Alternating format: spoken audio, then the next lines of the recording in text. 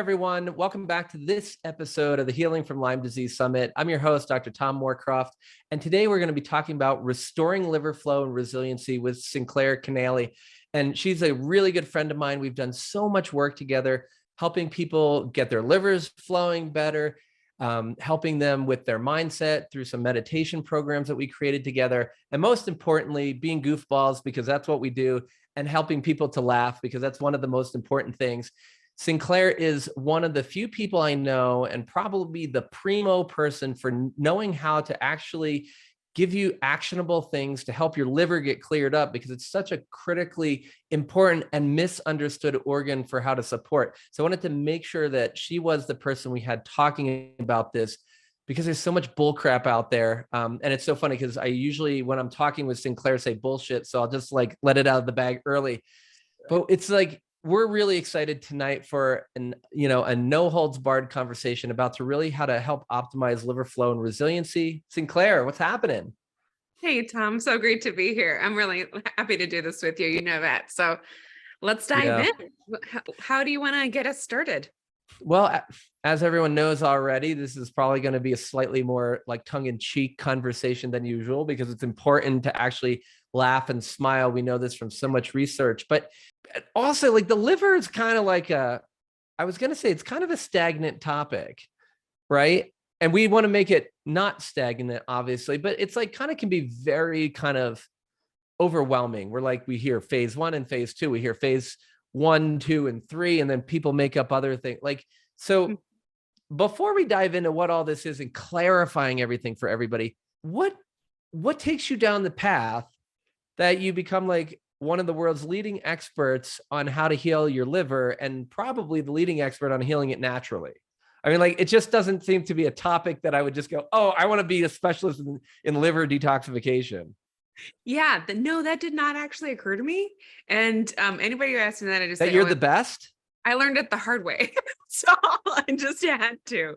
It's, and both of us with our background in Lyme personally, in our own journeys with Lyme, I know you know what I mean when I say it was like literally climbing up a hill and sliding back down, trying absolutely every approach to make progress with Lyme. And it can be so hard, that you flare and then you feel like you regress and you have to play a perfect game and you get a little bit of life stress and you fall back down again. And you're getting these really unhelpful pronouncements from the allopathic and the natural health world, and even the functional medicine world, of like, oh yeah, at this stage of Lyme, once you're this chronic, you really don't get better. You're past the stage where antibiotics help. Good luck to you. Right. Oh, you can do all these things, and please, by all means, buy the shopping bag or shopping cart full of supplements from me, but we don't really expect much for you. And that's kind of where I was. And then, Michael, of course, my partner in all things, really was combing all the continents for any possible solution. And, really hit upon really emphasizing natural destagnation for our detox pathways. And I was like, blah, blah, blah. We've tried that before. It hasn't worked. But really, when you dig in and you actually approach this from terrain theory, you can unlock a new level of efficiency in your liver that has previously been lost. And the key is you won't actually know that you've lost this level of efficiency on traditional labs with traditional markers within traditional ranges. So your general practitioner is not going to know this, and even your Lyme specialist may not know to look for this.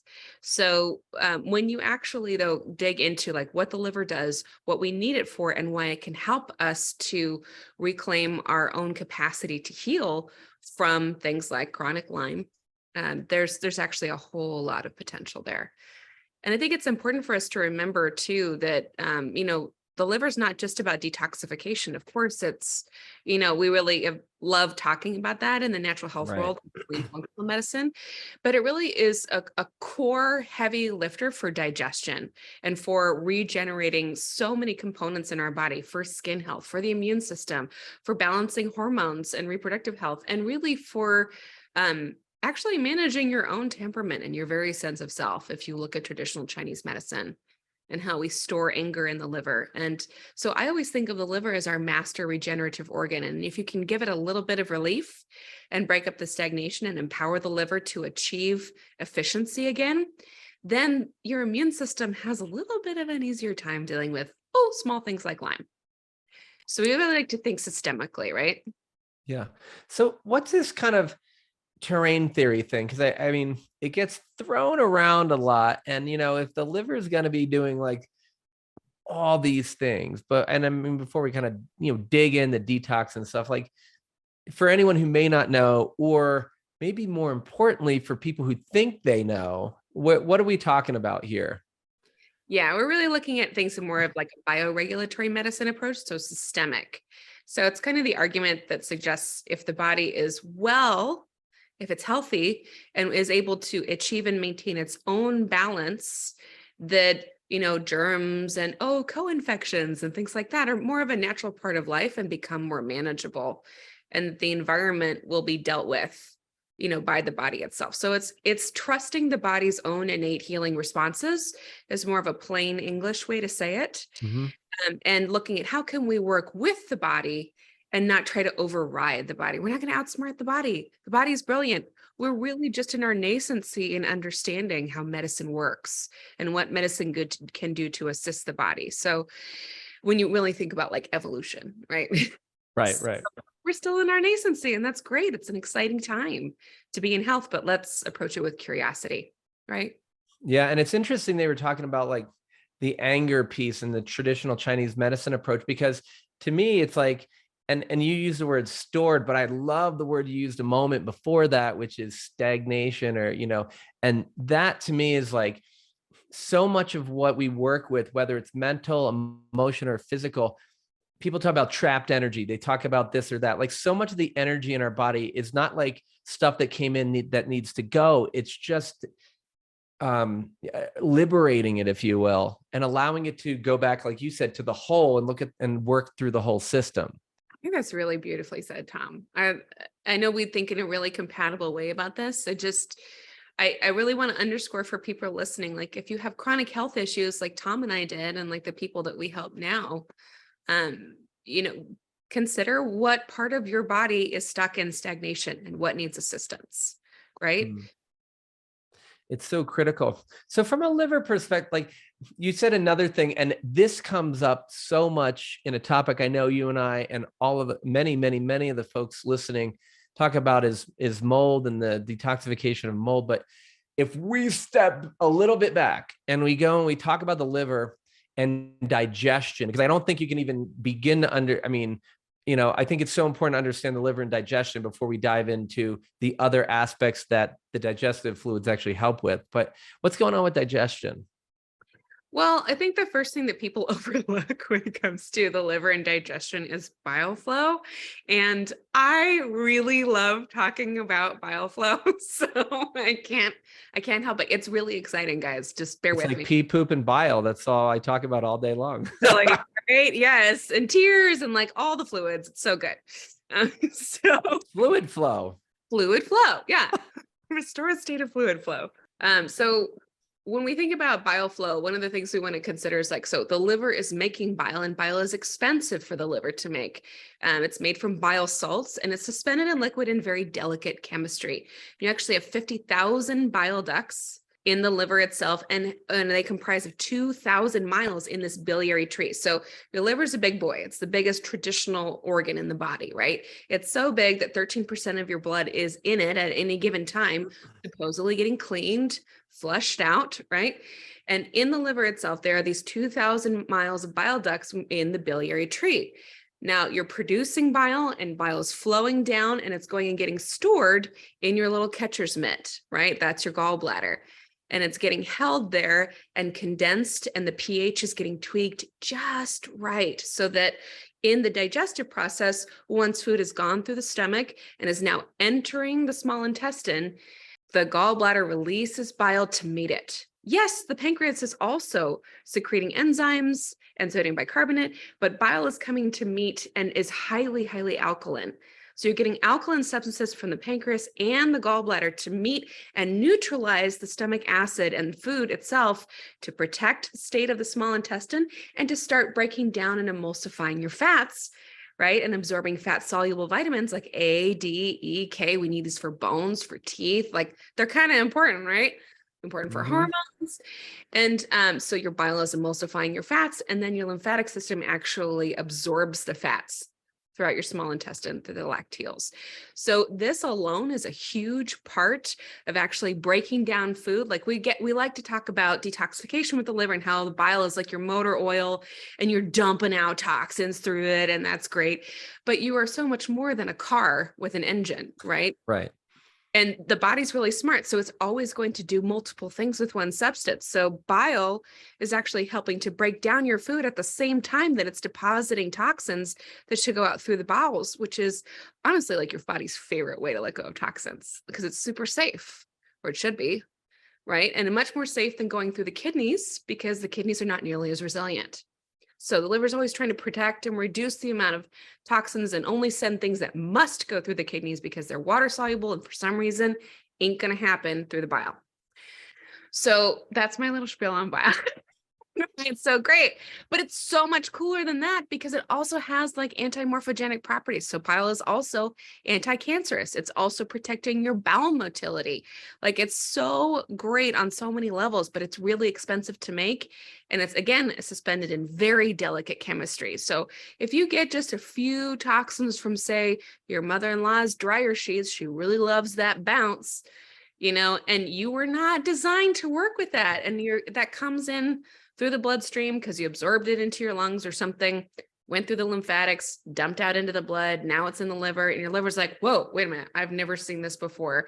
And your bile salts drop out of liquid form, and your liver goes, uh-oh, that's not good, and starts to form cholesterol around the bile salts and these toxins. Like, well, I'll just put it in here till I can figure out what to do with it. It gets sticky, it gets viscous, it slows down.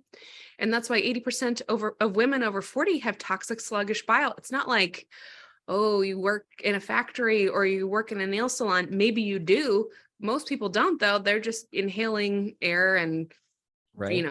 food and water that is not so clean anymore. It's not like rocket science. We're just in a weird day and age. So it sets up the stage for somebody to have stagnation, one of our favorite words, because it's the opposite of health. It's the opposite of flow. And then when you throw something like a chronic illness on top of it, like Lyme, that is serious, your body is really on the back foot here already. It's so interesting too, because like from Lyme and all the co-infections, and then we often have this mold thing come up. It's like a lot of that with the mold is like because the bile is so expensive, we're able to recycle it, or I should say the liver is recycling it and through that enterohepatic circulation that we all talk about so that we sound cool because we know big words, which Sinclair just described so well to everyone. But the bottom line is like, we're not dropping everything out because it's so important. So we kind of get that recycling, and then you get this synergy of toxicity. And I know we could dive into that forever, but everybody wants to talk about that. But I'm more interested in, what if I just go, hey, I really believe you, Sinclair. I know exactly what you're just talking about. I want to get the toxins out. I live in a toxic environment. I might have these other things, Lyme and mold and whatever, co-infections. I'm just going to go grab a liver supplement off the shelf, and maybe 2 or 3 of them. I'm going to cycle through them, take them all at the same time. I'm going to add my milk thistle and my Tudcut and all this other stuff. Is there an issue with just trying it out or slamming a bunch of stuff into my gut? Or is there like a smarter way to do this? I don't know. Try it and see. Yeah, it's so I don't love that approach, and I don't see people doing really well. You can spend a lot of money on milk thistle, and by all means, if you've got the time and the money, go for it. And it's nothing against milk thistle. It's just you have to understand how the body behaves and what the body needs when it's already on the back foot. So consider this, right?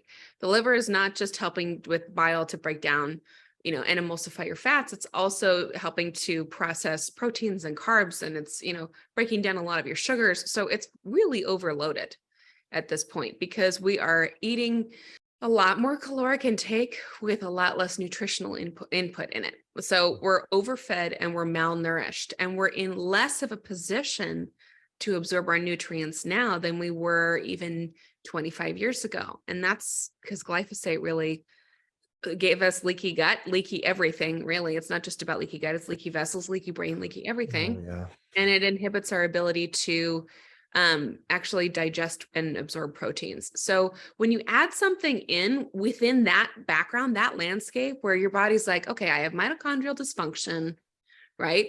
That's part of how I got, a chronic disease, because my Krebs cycle's totally whacked out. That's a technical term, by the way, whacked out. 100%, right? And now I'm just going to basically add to my liver's to-do list and go, here, push. Well, wait a minute. That doesn't actually help anything. That's just adding to the to-do list for the liver, and it's not actually giving it what it needs to turn this situation around. So let's talk about the layers that you would need to put into place to actually make progress with your liver. We talk about this all the time because you help people know about our rapid liver reset program.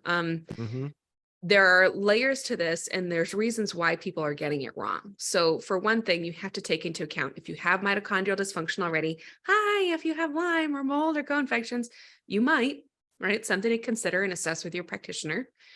So you actually need to support at the mitochondrial level first, usually, before you start asking the liver to add to its to-do list. And you need to take into account that your digestion has probably been compromised. It's part of how you know you have a liver problem. And so you need to account for that with your food choices, maybe with some nutrient consideration, replenishment. Maybe you need to be working with, a little bit of amino acids, some essential bioavailable minerals. We really like to do a bare minimum of that, honestly, because everybody knows the naturopath disease of walking in and doing your functional labs. Oh, you're low in these 37 markers? Great. I will give you these 37 supplements. And that is called substitution. It's not actually supporting the body to heal itself, right? So we want to do a bare minimum of nutrient supplementation, but you do need to consider, how can I get in food that can be absorbed given the state of my own digestion right now, right? That might be different for me and somebody else. Absolutely. It's highly bio-individual, right? And yes, you can take food sensitivity tests. It's really about working with the practitioner around this stuff, because some of you, if you have autoimmune markers, you might benefit from taking a pause from lectins. Some of you with joint pain might have oxalate sensitivities, especially if your liver is compromised. Some of you might have developed histamine sensitivities because your liver's not working so hot, and you have, mold and EMS sensitivity and parasites. All that can contribute to histamine issues. Or, you might have just been living on a lot of sugar and carbs because that was the only thing that, you wanted to reach for because life was hard. And now you got an overloaded liver, a fatty liver, and you don't know it, right? So there's all these things to consider when it comes to food, but we want to think about replenishment in general before we ask the liver to do a lot of destagnation work, which it already would have done if it was in a position to do so, right? So we need to consider those basics. And I noticed that most practitioners skip right over those two things. They mean well, but this is part of how you're creating crashes and unnecessary flares with your sensitive folks, right? Another way we're crashing. Oh, well, let's see. What creates a Herxheimer? Let's see. Lack of energy plus lack of drainage plus a strong demand to excrete when you don't have the components in place to do so equals a Herx, right? That's the formula. If you want to have more Herxheimer reactions, by all means, go forth and use it. But none of us do because they feel like crap, right? I'll make sure I highlight that for everyone. Like, listen to this lecture if you want to learn how to optimize having more Herxheimers. One of the things I just wanted to point out, Sinclair, as you're talking, is like, I love what you just said, and I think you've simplified that's one of the things I'm doing for this year, is simplifying and getting in flow. Which is kind of interesting. I use those two words at the beginning of the year, and then we're talking about them now.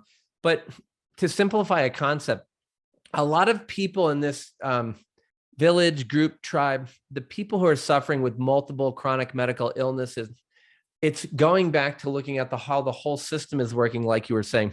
Yes, Lyme came into your body or mold came into your body, but there's all these other things. And the point I wanted to highlight is, you said it's not just a to-do list, because to me, it's like so many people go from provider to provider to provider. They start a protocol, then they go see somebody else and they add something else.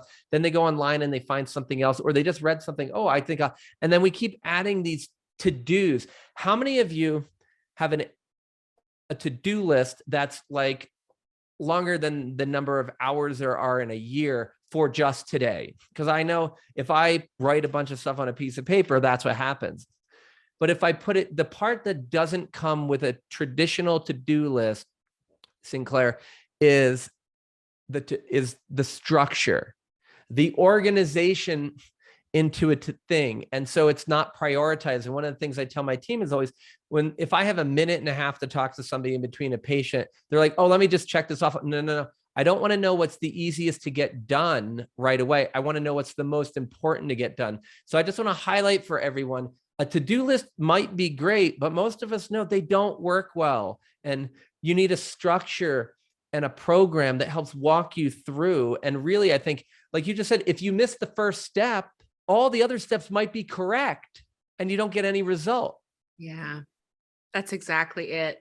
And it's how you and I know you get these because we've talked about them. We get these sob story letters from our audiences. Like when we go speak somewhere at a conference or something, we'll get all these letters afterwards. Like, I would love to work with you, but I can't afford it. And I would love to detox. I would love to work on my liver and flush out my liver, but I can't detox. Like, well, first of all, if you couldn't detox, you'd be dead.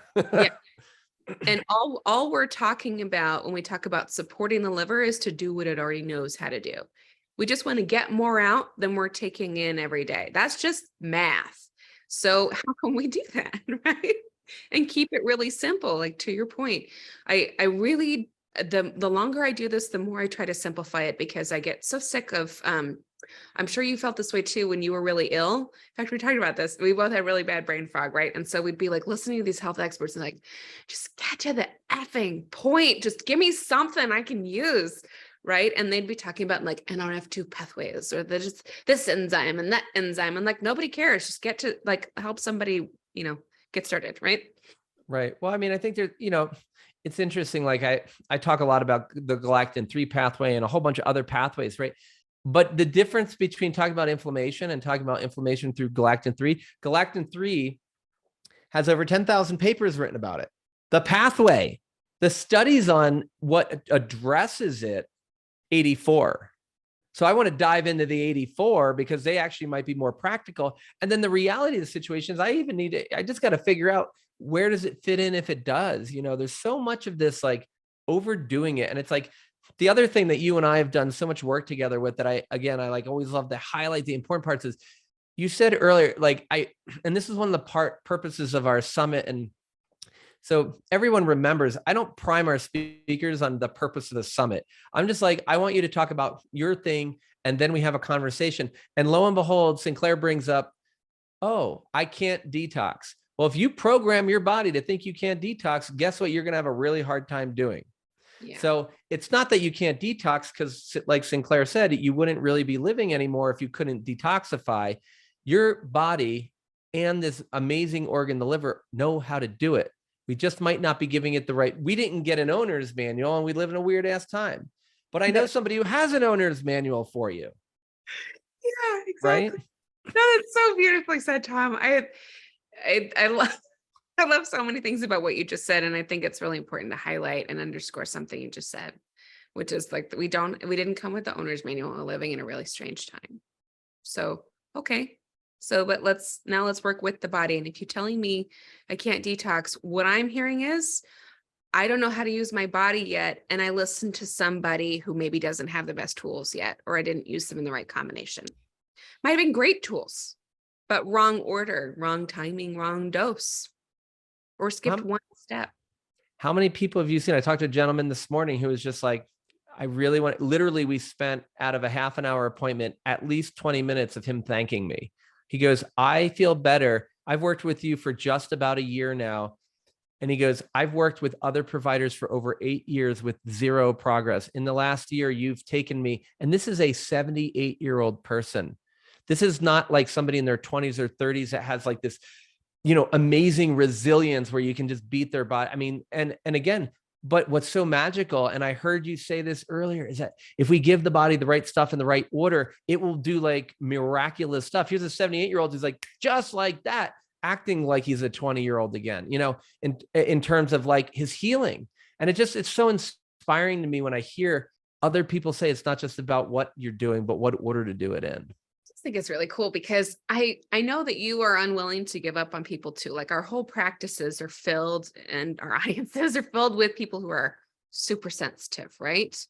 Highly sensitive and emotionally, energetically, and also at the physical level, right?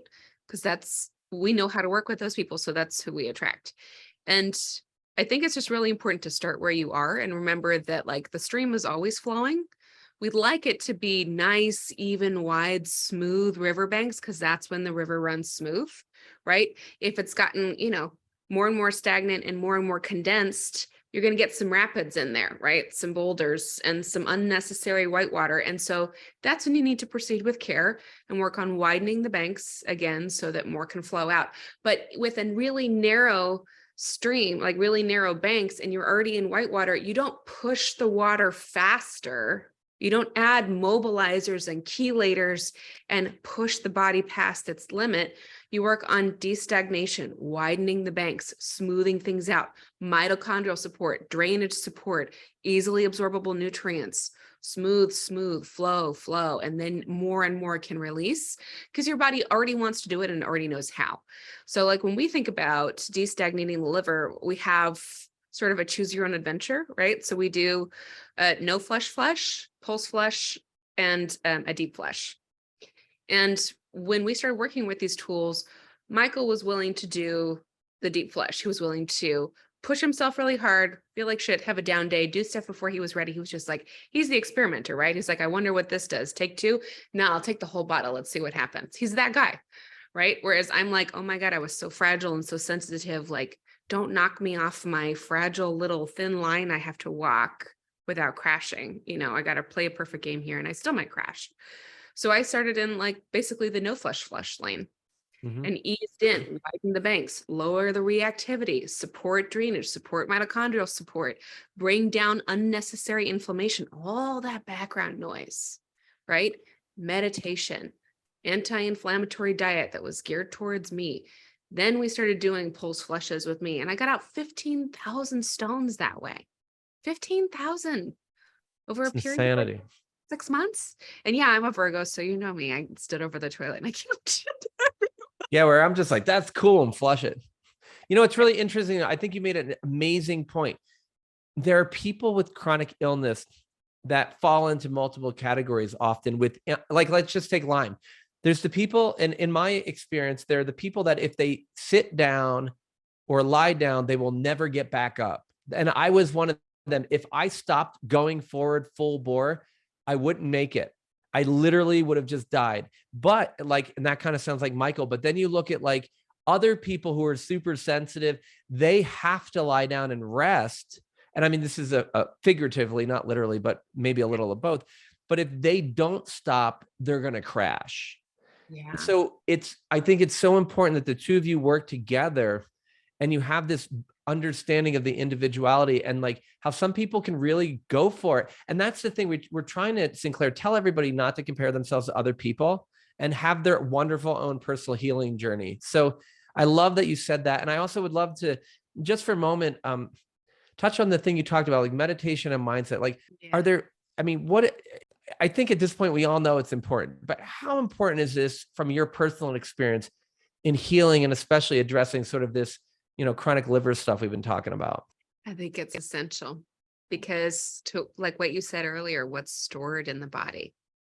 What is stored in the body? Well, when you're not well and you don't have the energy to meet life and life experiences, it also means you don't have the energy to process and release life experiences. So it's almost like your body stores them in the fascia, deep in the tissues. The nervous system starts to remember and repattern around these things until you have the capacity to deal with it, which means that most of us who have a serious chronic health issue, like I used to, like you used to, have a lot of stored experiences that we need to let go of. And in order to do that, we have to reclaim our capacity to be in the healing state. And then that stuff will naturally release. You don't have to go back and do talk therapy about it. You could, if that's a tool that you enjoy and you get mileage out of. Michael will tell you as a former therapist, just do a liver flush. because the body knows what to do. It knows how to retrace what's what we call emotions and old stored experiences leaving the body, because emotions are produced, experienced, and stored in the body. And the body knows when to let them go. So when you start building in a practice like meditation into your healing journey, you're telling yourself, I am safe enough to manage my own state. I am in charge of my nervous system, and I am going to move to the observer position, because let's be real, when you're not well, there's a lot of ups and downs that come with that, right? There's a lot of disproportionate reactions. It's easy to go to overwhelm. It's easy to go to shame, even like the heaviest of emotions, and depression, because you can't live life the way that you know you could if you were well. You don't feel like yourself, and there's a lot of grief that comes along with that, and embarrassment, doubt, worry, blame, all the things, anger. So, and that stuff's got to come out. I don't think any of those emotions are bad. And I know that Tom doesn't either. One of the reasons why we have taught meditation courses together is because we want you to acknowledge, like, you're here to paint with all the colors of the wind. Like, emotions are good. Maybe we don't want to get stuck in the yucky ones. We want to move through them rather quickly.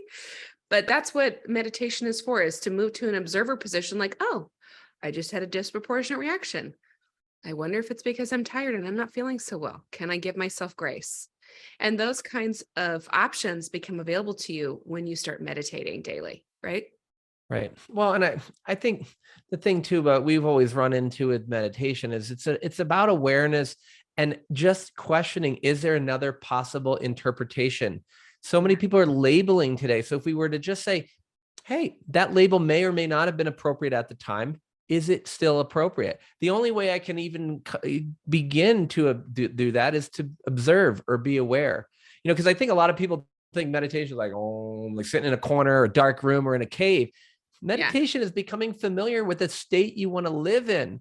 So when we go back, I love how this is why we always have so much fun together, but like we're talking about like the serious physiology of the liver, and we're talking about, oh, I can't detox, and a statement one's brain made, because your brain is part of your physiology, and you spoke it and you were okay with it and you left it. So now the programming, this awareness is that you can't detox. So my awareness is my detoxification pathways work amazing. My body knows how to detoxify naturally.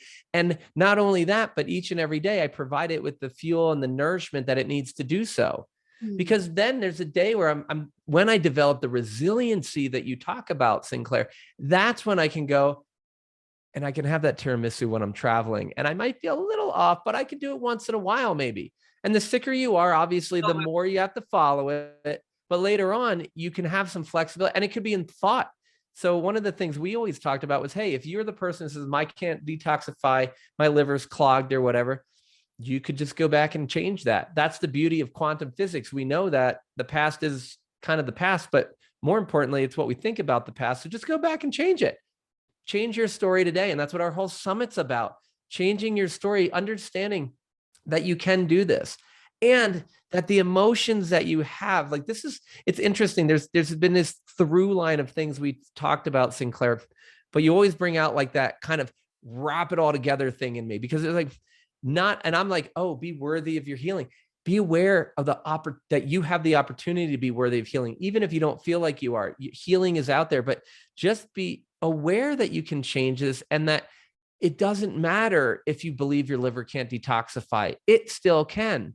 And you can change your mind and rewrite your future and your past all at once. So just know, and it doesn't have to be hard, and you don't have to be successful at it right away. You just have to give yourself the opportunity to do it, Yeah. We can do this stuff forever, dude. It's like, I love it. I would love to talk more and more and more. And maybe we can even have a little meditation thing during the summit for everybody to show them what it's really like. But more importantly, I know we could chat forever, and I appreciate all your time. It's always such an honor to see your beautiful smiling face and experience your energy and your passion. So I'm assuming that like everybody who's listening right now is like, where do I learn more about Sinclair and Michael and their work? So how do people get in touch with you? Yeah, you can find us on detoxrejuvenation.com. We talk about the liver all the time on Instagram, Detox Rejuvenation. I'm the host of Your Health Reset. We have lots of fun liver segments on there. And, hear me tell lots of client stories and my own story. And just if you need a little bit of hope, that's a great place to go.